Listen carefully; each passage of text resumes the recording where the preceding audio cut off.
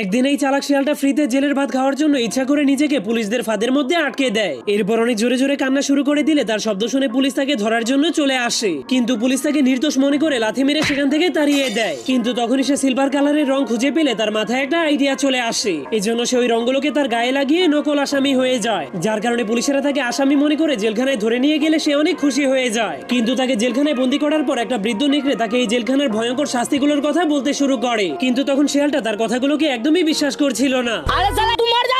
আমি বিশ্বাস করি না। এজন্য বৃদ্ধ নেকড়েটা সবাইকে বাঁচানোর জন্য লোহার মাধ্যমে চাবি বানিয়ে সবাইকে জেলখানা থেকে মুক্ত করে দেয়। কিন্তু সেই পাগল শিয়ালটা জেলের সরকারি খাবার খাওয়ার জন্য নিজেকে আবারও জেলখানার মধ্যে বন্দী করে দেয়। কিন্তু এরপর সে যখনই দেখতে পায় পুলিশেরা তাকে কুপিয়ে মারার জন্য ধারালো কুড়াল নিয়ে তার দিকে আসতে শুরু করেছে, তখন সে অনেক ভয় পেয়ে জেল থেকে পালাতে শুরু করে দেয়। তোরা কে কোনাস আমার বাসা? এই জন্য জেলার তাকে ধরার জন্য তার পিছনে অনেকগুলো ভয়ঙ্কর কুকুর লাগিয়ে দেয়। কিন্তু তখনই পানিতে নামার কারণে তার উপরে লাগানো নকল রংটা